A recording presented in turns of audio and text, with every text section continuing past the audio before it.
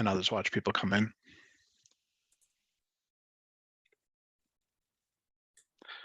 There they are. Hi, if you are just joining us, it is 1 minute before the hour, so we are not going to quite get started yet. But as you find your way in, I'm going to launch a poll in a moment. If you could take that, that would be great. And we'll get started in a couple minutes.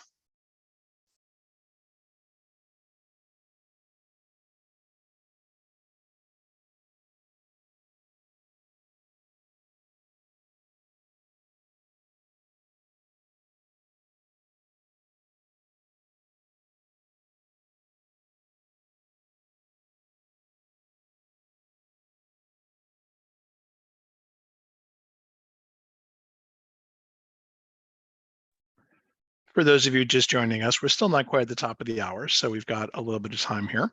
But as you're joining in, I'm seeing you have figured out that there's a poll open. Please take the poll as you're coming in, and we will get started. It is just the top of the hour now. We'll get started in 1 minute.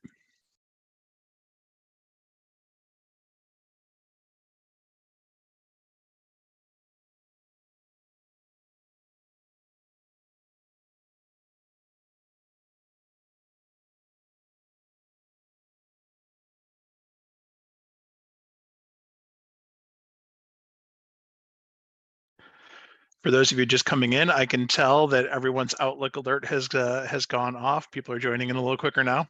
There goes mine in the background. I have this poll open here. If you can please take that, and we'll get started in, let's say, 45 seconds.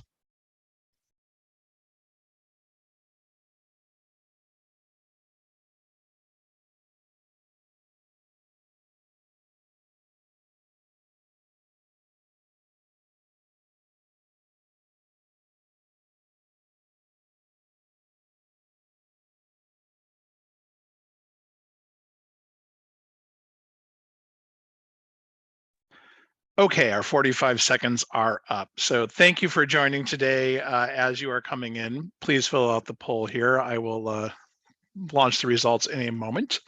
But if you are here for best practices for writing a compelling proposal, you're in the right place. I am Matt Carter from Grants Plus.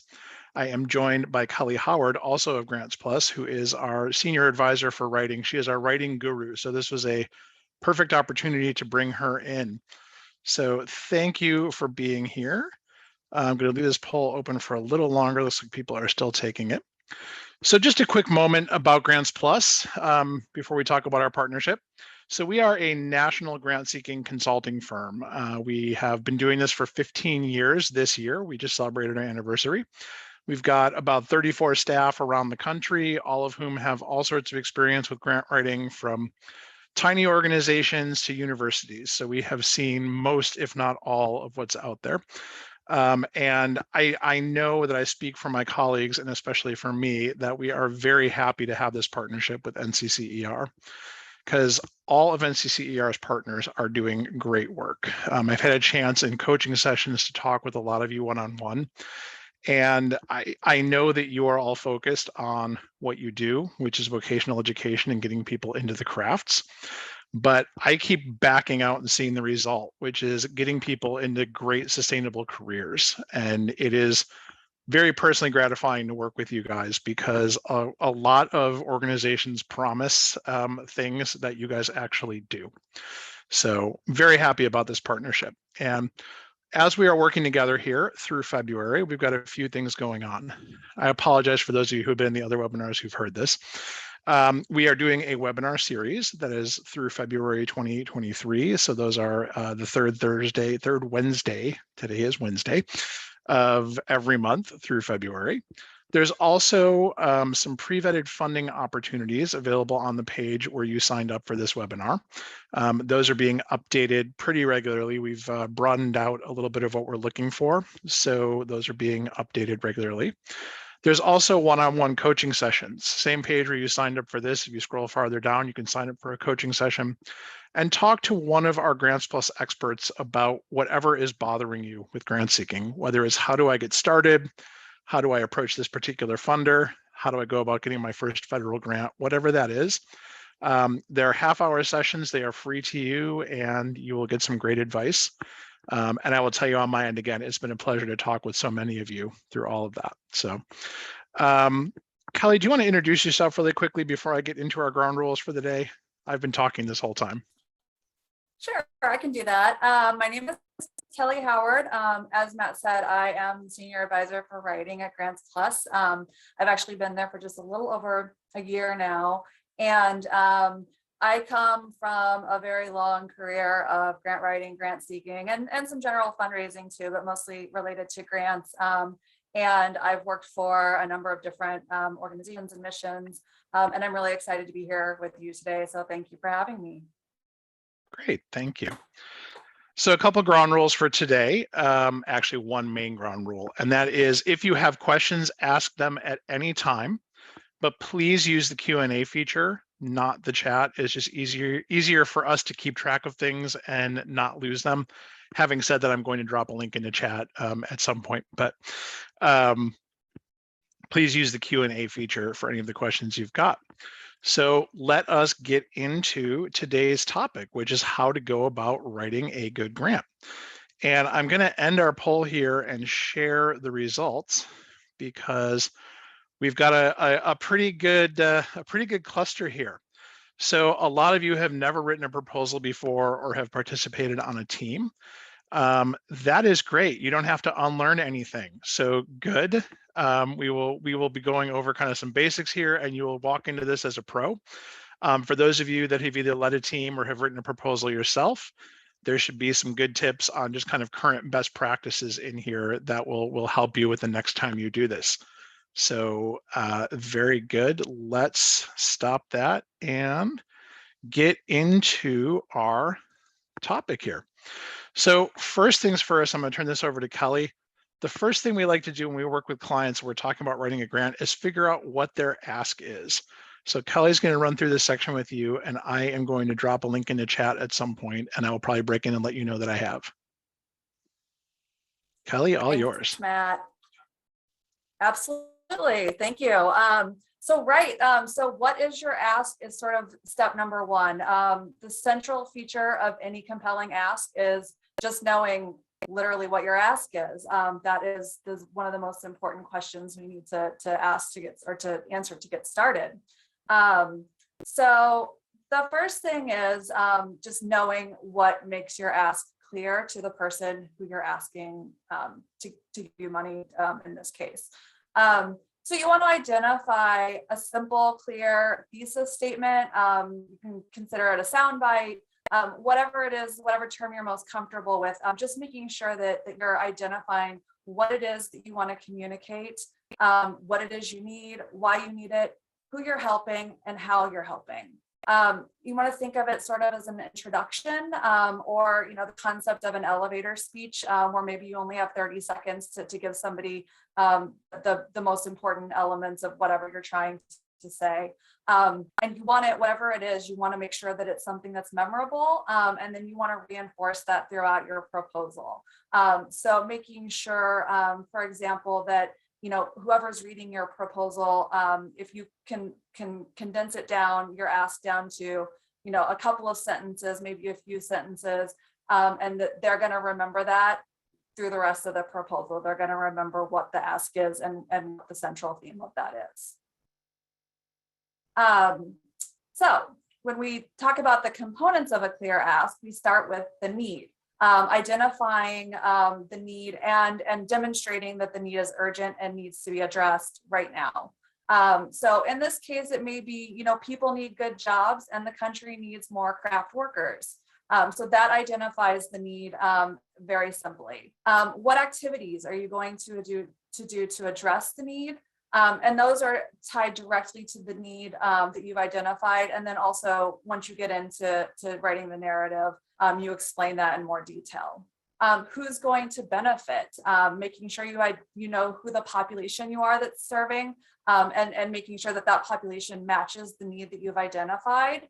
And then also how many people are going to be served. And this doesn't have to be an exact number. This is just sort of your best estimate based on your experience. To also identify what you think the result will be. This is both short-term and long-term, outputs and outcomes, which are terms that you may have varying degrees of familiarity with, but we'll go into that more in a little bit. And the result can be specific to individuals, or it can be more related to the community. So just identifying what the result is. And then if appropriate, it could also be a larger systemic change or a change in conditions for a community, for a neighborhood, for individuals in a program, that sort of thing. It's broad and can range depending on the program or the project that you're talking about. And then the last thing is making sure that you identify what is it that you're requesting in terms of the amount, and what is it going to pay for. If this was the only portion of the application or the request that a reviewer read, what would they learn? What would they find out? What would they walk away with? And just a simple or a quick reminder here before we move on to the next slide. I just want to remind everyone that clear is not necessarily the same thing as short. And we're going to look at the example on the next slide to see what I'm talking about.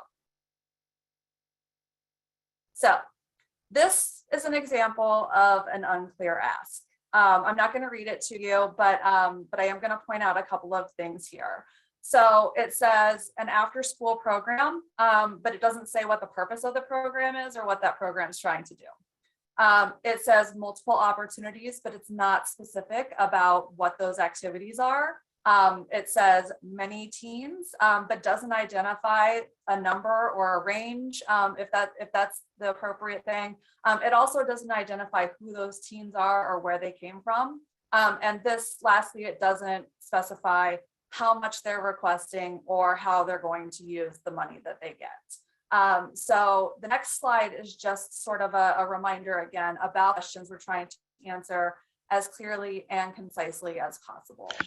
And Kelly, I just dropped a link into the chat for everybody to download. We've got a Word version of this for you to use.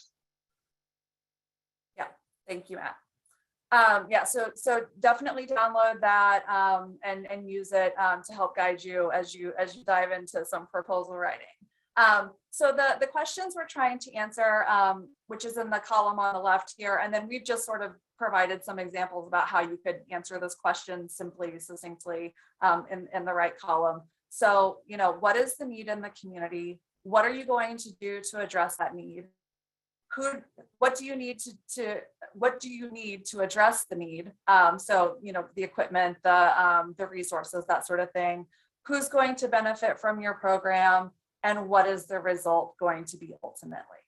So if you answer those questions, you should have a more complete, still concise, still simple, but more complete ask statement, which we can see on the next slide. So this is essentially the same ask that we saw earlier, but it's clearer about what it is that they're doing.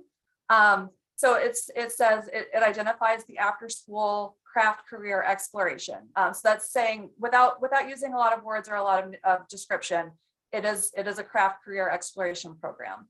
It is for 150 public high school students. They have a simple statement of the problem here, which is that there are high paying jobs, but they're empty, either because people don't know about them or don't know how to access training for them. And it also identifies the amount that's being requested and what they want to use it for. And so then once you understand your ask and create this wonderful, beautiful, concise, but informative ask statement, and you can start to build a proposal. And I will turn it back over to Matt to talk about what those core components are. Great, thank you. So I get to talk about the core components of what is in a proposal. But before I do that, I want to launch another poll. And I keep threatening everyone with bringing along something to sing while the polls are happening. But I have not done that yet. So based on what we just talked about, and hopefully you've downloaded that sheet, do you feel like you can easily create a clear ask for your programs? We'll give this about 20 more seconds. Oh, I'm loving this. Well, I'm mostly loving this. Okay, so we have got our answers. Let me share. So I'm loving this because 2/3 of you say, yes, we can easily create one. And a third of you are saying, we'll have to work on it a bit. But none of you fell into our trap. So that's bad for our narrative here. But every once in a while, we get somebody who answers this last one, this, I don't think so. Our programs are too complex to create one. And that's our opportunity to say complex programs is where this is needed the most.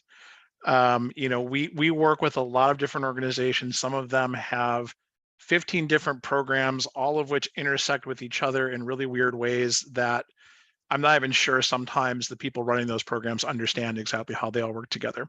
So those are the kinds of things that are most crucial to be able to come up with that clear ask for, because if we're working with you and we're confused, or if you're confused yourself about what your programs are, a funder is not going to have a chance if you've got that complexity. So even though none of you fell for my trap, just appreciate that the more complex your programming is, the better it is to have a clear ask. If you're a food bank and you hand people food, it's hard to, you don't really need to create a super clear ask for that.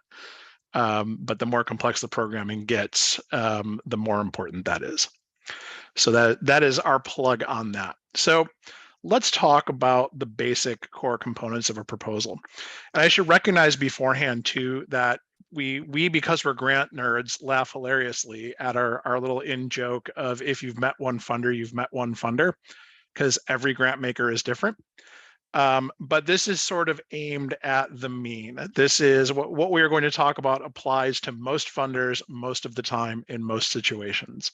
So this is, there are definitely exceptions to this, but these are the main things that most funders ask for. So having said that, let's get into it. Let's think about first, though, the purpose of your grant proposal. So there's a few things going on here. Obviously, in the end, it is so a funder can like you and give you money. But to get to that point, there's a few things we've got to talk about. And the first thing is really showing how your work advances a funder's mission and creates the change that they want. So for those of you who were in the first couple of the webinars that we did, we talked about why funders fund. And it's not because you're a really cool organization with really great people. It's because ultimately they want something to change in the world, and you are making that change happen. You are selling that change to the funder, essentially, though we don't generally like to think about it that way. So you have to be, in your proposal, showing how you are going to create that change. And we're going to show you some ways where it's real obvious. But think about that the purpose of your proposal is ultimately not to say, we're going to serve 150 kids with 10 computers for $15,000 and the real purpose is, we are supporting your mission, dear funder. We are creating the change that you want to see in the world. The other thing, which we've already touched on, if you read between the lines a little bit in that need, is you are explaining to the funder what problem exists in the world and how you are solving it. So you guys have dual problems. You have people who need good jobs. You have kids who are not necessarily going to go to college, who don't necessarily want to put I don't necessarily want to put a button up shirt on every day, who don't necessarily want to sit in an office every day, who want a good career. And you are providing them with such fantastic opportunity that obviously is problem one. Problem two is that there is this massive shortage of people in the crafts throughout the country, which affects all of us. And you've already heard me say this in other webinars. You are one of the few that can go to funders and say, something you use every day, we deal with. Most funders don't go to a food bank. Most funders don't need a rehab program. Most funders aren't going to an after-school program. They're all driving on roads. They're all living in houses. They all have plumbing. They all have electricity. So you have got this really neat dual approach of this problem of people need good jobs. We are providing them. And we need to fill jobs to make the life that you, Mr. and Mrs. Funder, live every day possible. So most people don't get to do that. That's a really good place for you to be. Also, again, if you're reading between the lines, we want to explain who is going to benefit and how. We also want to give the funder confidence that you are the best organization to address whatever this need, whatever this problem is. So one of the sections we'll talk about is talking about your expertise, talking about your skills. But the ultimate answer is, why give us the money, not somebody else? And sometimes that answer is because we're the only ones doing this. But often that answer is because we are the best at doing this. So giving them that confidence. Also, explaining exactly what you're going to do. So all of this stuff is a lead up to, you have got to talk about how you're going to address all of this stuff, what you're going to do with the money, and how you're going to show that it's well spent. So almost every single proposal has these elements. We're going to go through them all one by one, but showing that you're qualified, showing that you know there's a need, showing that you have some goal beyond, hey, we're going to spend your money, showing that you have built a program that's going to cause the change that you want, showing that you're going to know how that is being done through measurement or evaluation. My favorite one, sustainability, we'll talk about that. And then showing also you've got to include a budget. There's usually attachments to include, et cetera. So let's dig into these all a little bit. And Kelly has the more interesting part to talk about. So I'm going to try to not drag on these, but they're important. So first things first, and again, this is if you are starting with a blank page for the average composite funder who doesn't actually exist, but the perfect mean, the perfect middle of the road funder with a blank sheet of paper, this is the stuff you want to talk about. So briefly introduce your organization, talk about your mission, talk about your history. If you can cite how your mission is the same as the funder's mission. Our mission is to help people get in great jobs and great careers. Their mission is to help people have great sustainable lives. There's your mission match. Talk about your history, demonstrate that you have been doing this for a while, or the people that you work with have been doing this for a while, or you've just hired some staff who've been doing this for a while, whatever that is.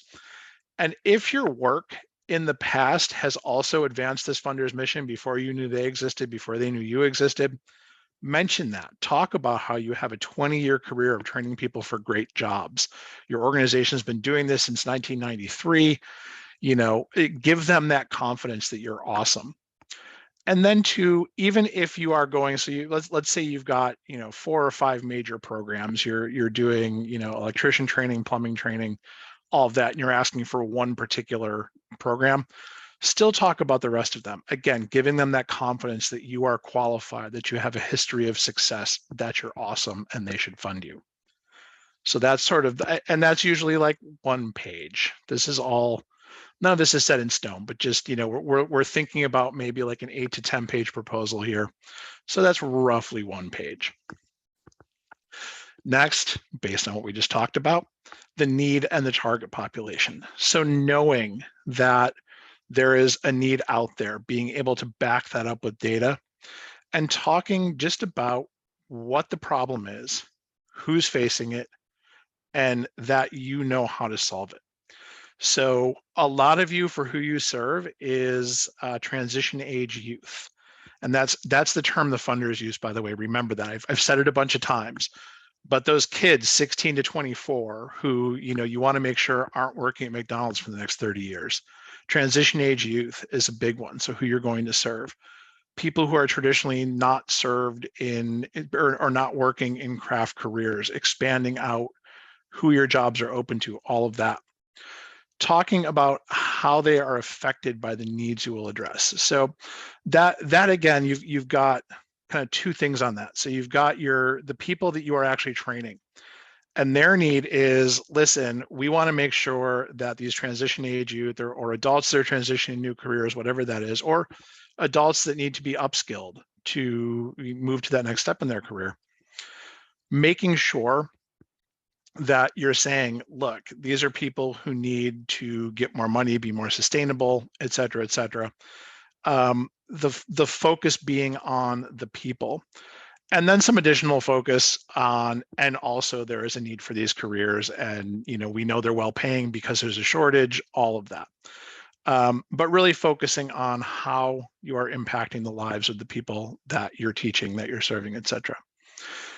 Urgency for you guys is easy. There's a massive shortage. Anybody who's tried to hire somebody to do anything craft related understands there's a shortage.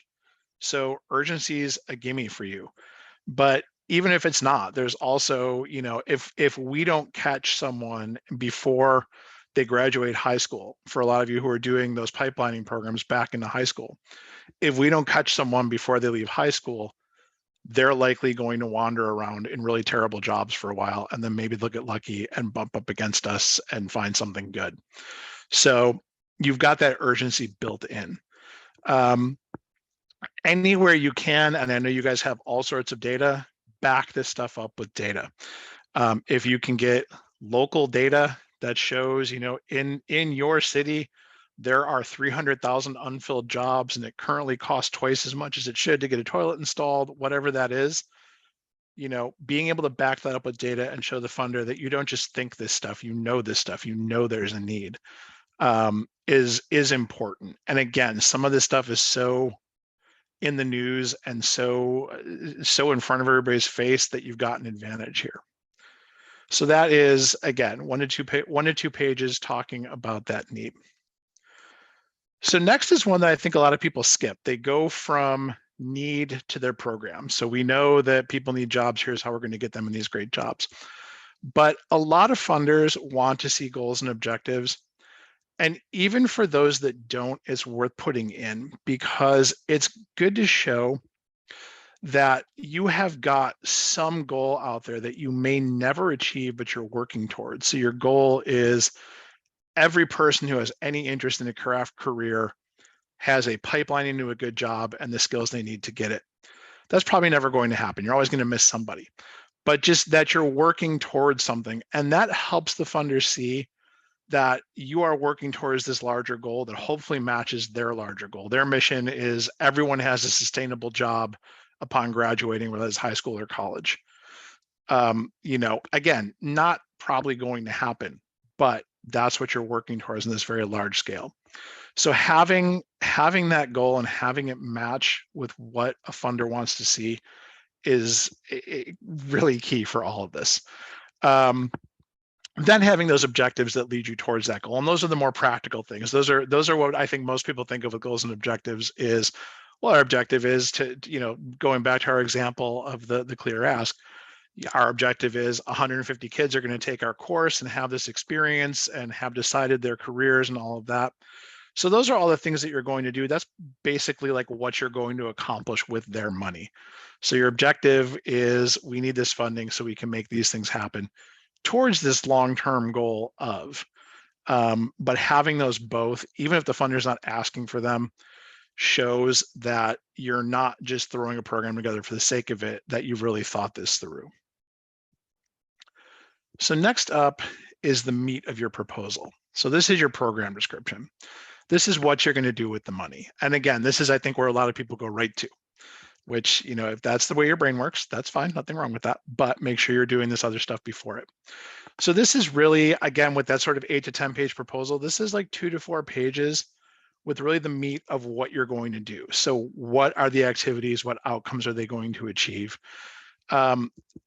It's hard to say exactly how much detail to provide, because that can change by funder, that can change by what you're doing, et cetera.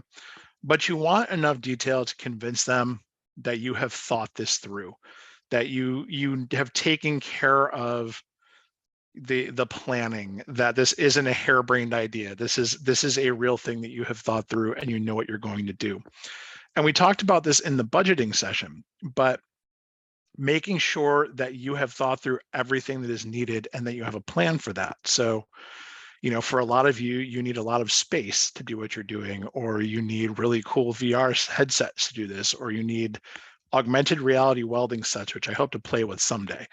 Those kind of things. So talking about that in your description, not leaving anything up to the imagination, not giving the funder a chance to poke a hole in what your program is, but really talk about how you are doing everything.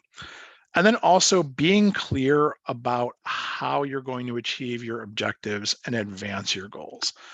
And sometimes that feels weird. Sometimes it feels like you're talking to a kindergartner, and that is okay. It can be real obvious to say, to leave it unsaid, you get to, and then people complete our program and they work with our job coordinator and they get a job making $68,000 a year at 19, and then stop there. But it is always good to then say, which advances our goal of making sure that every child who's leaving high school has the opportunity to set a good career path, or making sure that every adult is upskilled in an appropriate way and advances their career, whatever that is. Just going that extra little step in your program description makes it obvious for the funder where the connections to your goals are, where the connections to what they want to see in the world are, and all of that. One of the things that Kelly will talk about is you've got to make sure you're hitting your audience over the head with this stuff. Don't leave things up to don't make them connect the dots, because they might do it the wrong way. So that's your program description. The other thing you want to have in here that far too many people skip, and I understand why, is making sure that you have built in some kind of evaluation and measurement. And we talked about this in the funder-friendly programs, but you want to make sure that you are telling the funder, here is how we are going to know that we're spending your money well. Here is how we know that we are going to be successful. So what data are you going to collect, and how are you going to collect it? And it doesn't have to be super complicated. I give an example, and this is not necessarily applicable to you guys, but one of my favorite examples of evaluation ever was an arts organization that was doing neighborhood-based concerts on the west side of Cleveland. So they had a stage, and they were trying to prove that more people were coming to the concerts. They got funding to increase their public outreach. They wanted to make sure more people were showing up. So their ingenious way of proving this is that they got interns, and this is a thankless job, to sit there with those little clickers, and they position them in a couple approaches to the stage, and they just clicked off people walking by. And they were able to do a baseline of the first performance before they got the grant. They did that, got the baseline, and then showed just this sort of steady increase in people walking by at the concert. So it's not perfect. It's not scientific. You're not going to base, I wouldn't base a surgery on that, but it shows. It's a simple way to show, hey, we are creating this change we said we would. So it doesn't have to be complicated. Another great one, actually, and this is more applicable to a lot of what you're doing. We had a client for a while that did a summer STEM program, getting underrepresented kids in bachelor's into STEM bachelor's programs and then into careers.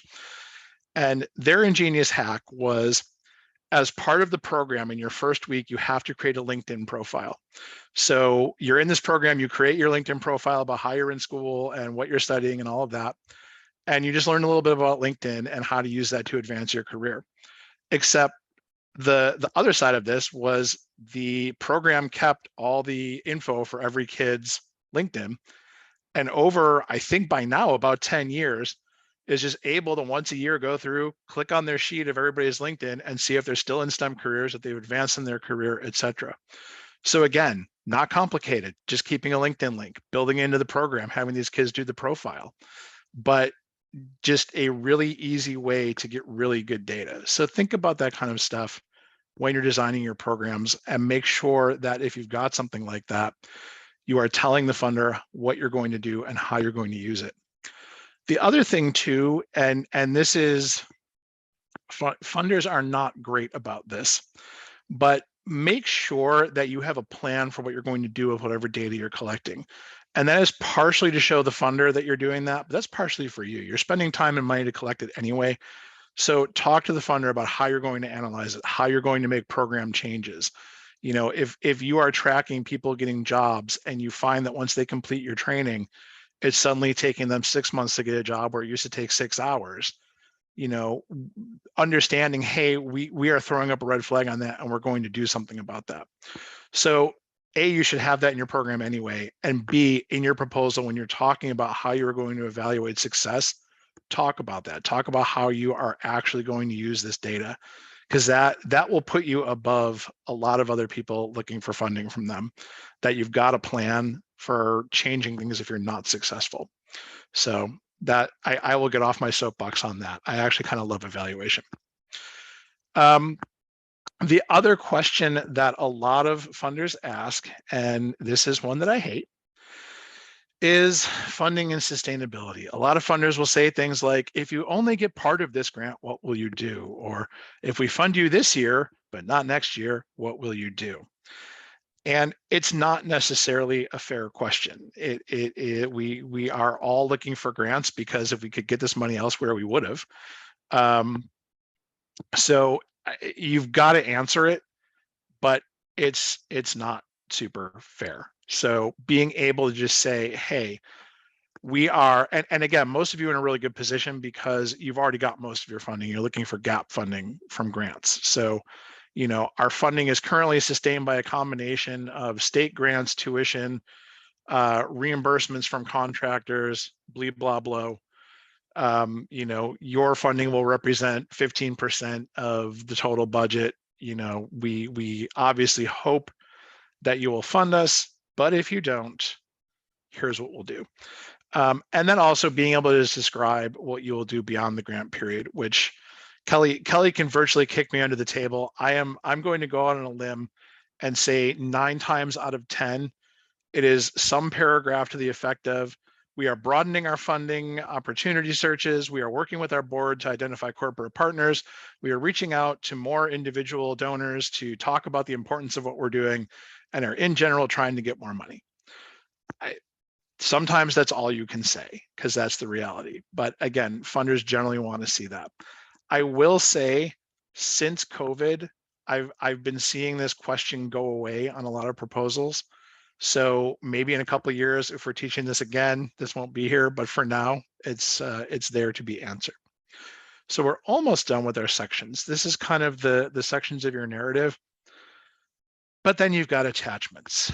And when I am working with a new client on this, especially one who doesn't have a lot of experience in grant seeking, attachments, just by A, being at the end of a proposal and being called attachments, have this feeling of not being important.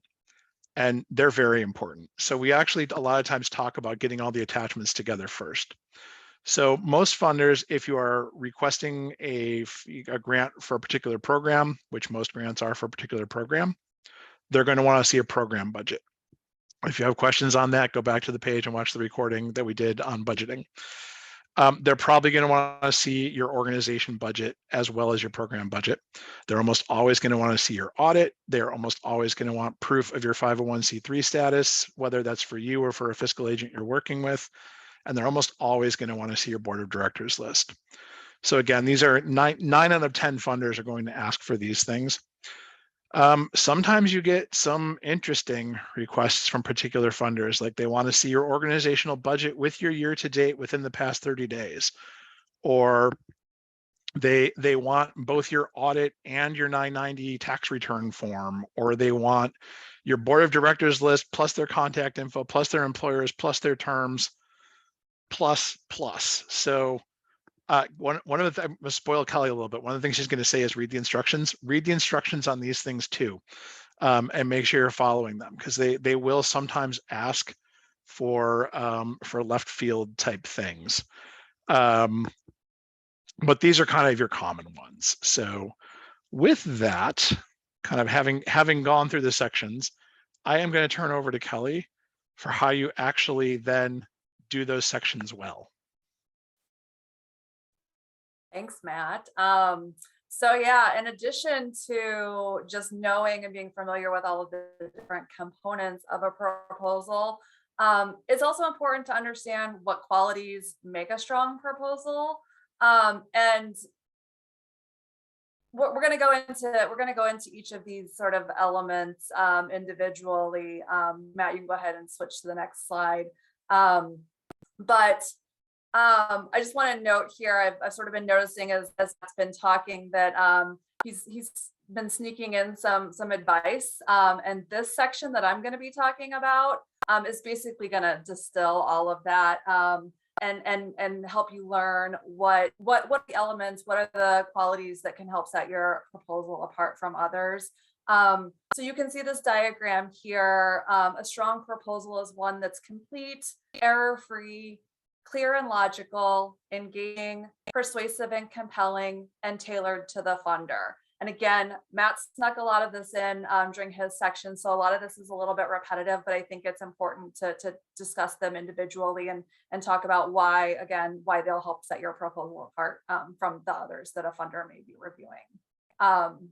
So first of all, a strong proposal is complete. And as Matt just said, this is really about reading and following instructions. At the sort of the beginning of the training today, Matt used the funny, quip that we do as grant professionals, where if you've met one funder, you've met one funder. The same goes for grant applications. If you've completed one grant application, you've completed one grant application, because most of them are not the same. Most of them have similar questions, but not the same questions. So this first quality about a strong proposal being complete is really just what it sounds like. It's a proposal that is complete and finished according to the instructions you've been given by that funder. So you want to read the instructions and understand what the funder wants. Follow those instructions. Sometimes the instructions may seem a little bit counterintuitive or even silly, but the funder has given those instructions for a reason. So just go ahead and follow them to the letter. Also making sure you're answering all of the questions, providing all of those required attachments, paying attention to the details like page limits, character and word counts, margin sizes, that sort of thing. A lot of funders gives very specific guidelines around those things. And I also want to note here, many funders will outright state that they're not going to review incomplete proposals. So for example, if they've requested a copy of your 501c3 IRS determination and you don't include that, an excuse to just put you in the disqualify pile because it's incomplete. So all of the time, all of the effort that you put into developing this proposal could be eliminated from contention just on a simple technicality like that. So do not give funders the opportunity to disqualify you just based on something silly like that that's just an overlooked detail. So the next quality I want to talk about is a strong proposal is something that is free of errors. And I will note here, no proposal is probably 100% free from errors, but to the best of our ability, we want to make sure that there are no grammatical, spelling errors or misuse of words, punctuation errors. We also want to make sure that any sort of math or calculations that we're doing, that they add up, and just making sure that you don't have errors that are going to cause a reviewer to pause and be like, wait, what's going on here? In addition to the sort of basic elements of error-free, you also want to check for just you want to include any contradictory information. So for example, use the same program name throughout. If you introduce an acronym, use the same acronym throughout. Job titles and those sorts of things. Just make sure that all of that is aligned and repeated and doesn't contradict anything. Also, when you're talking about numbers, both in the number of people you're planning to serve and in the budget figures that you may be including in your narrative, just making sure that those are consistent throughout. And again, that you're not saying in one place that you're serving 75 people and in another place you're saying you're serving 100 people, because that will just give the reviewer pause and make them wonder if you know what you're talking about. The other thing that's important to talk about here when we're talking about error-free is just that ideally, to the extent that you have someone available or that you have time, it's always ideal to have at least one additional person read your writing. And I know that can be a little bit intimidating, especially if you're not a writer naturally, or if it's not something you do regularly. But I would also argue that that's the reason why it's important to have this done, because they can help catch, inconsistencies or again, maybe a punctuation error or a grammatical error or a spelling error or a missing word that like you just become blind to because you've spent so much time working in this document and looking at these words that you just can't even see them anymore. And Matt will tell you, and I will tell you that is a real thing that happens. If you don't have somebody else, or if you don't have time for somebody else to look at your proposal, just change up how you're reading it. You can print the document and edit a hard copy with a pen. And I like to read like one word at a time, like literally like I will say the words out loud, read one word at a time. And that helps me catch when I've like accidentally left out a word. You can also read from the end of a paragraph. And again, that sort of helps you identify any missing words. You can zoom up comically large just to help you notice any typos or errors that you may have overlooked before. Word also has a new feature, which I have not used, but it's the read aloud feature. And I know a lot of my colleagues have used that and find that helpful as well, because it helps you. It's a different way to edit. You can listen to the words that you've written instead of reading them on a page. So the next quality we have is clear and logical. So grant reviewers have a lot of proposals that they have to read, and we want to make it as easy as possible for them to read it. So you always want to assume that the person reading your proposal, reviewing your proposal, is a layperson. They may not be familiar with industry terms or terms of art that your industry uses. So just keep that in mind and make sure that anything that you think just a everyday person, myself, may not be familiar with the term, that you provide at least a little bit of context or explanation about that. Just know that probably they're not going to take time to reach for the dictionary or Google something to help make sense of something that you've written. So just keep that in mind as you're developing your narratives.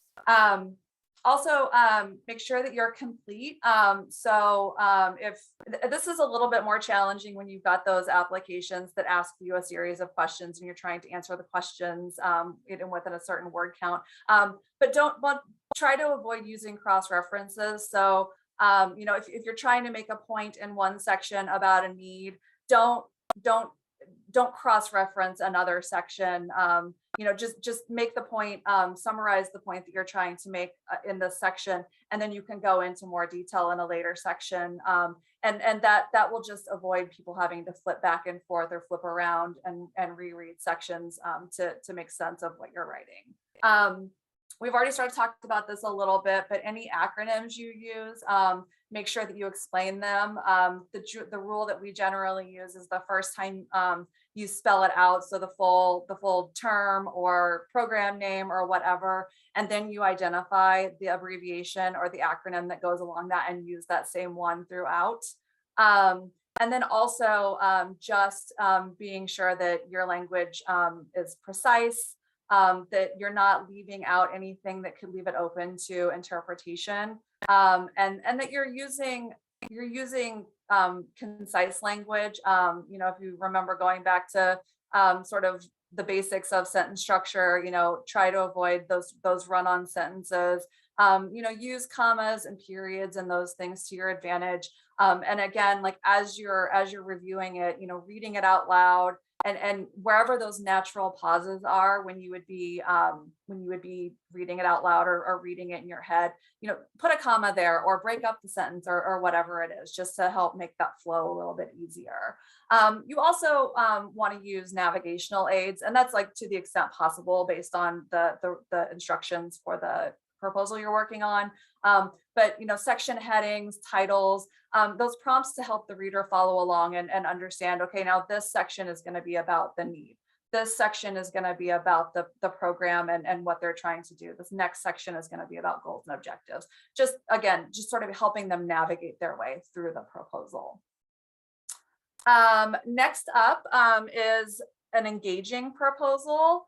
Nobody expects that you're going to write the next great American novel, but you still want to keep people engaged. So you want to tell the story so that the reader wants to find out what's going to happen next. Showing the journey of a participant through your program. They come in, this thing happens, they participate and do these things, And then this is the ultimate result of that for this individual. Using real stories or composite stories to show the change you're making in the world is a really good way to keep people reading what you're telling them about. And if you really like that, Also, next month's webinar is all about using stories to get funders engaged. yeah, exactly.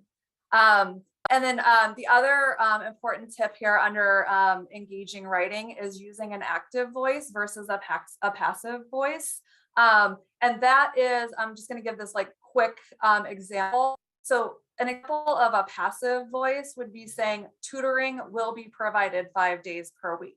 That's passive. The will be provided is a way that you say that in a passive voice. To say that in a more active voice, you would say our expert tutors will provide tutoring every school day.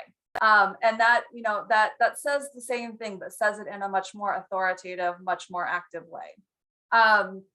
As with the navigational aids I was talking about with the titles and headings and that sort of thing. Also, to the extent that you can, based on the instructions and what you're working with, use pictures and other appealing elements that help tell your story. Maybe that's a text box that highlights a quote from a program participant.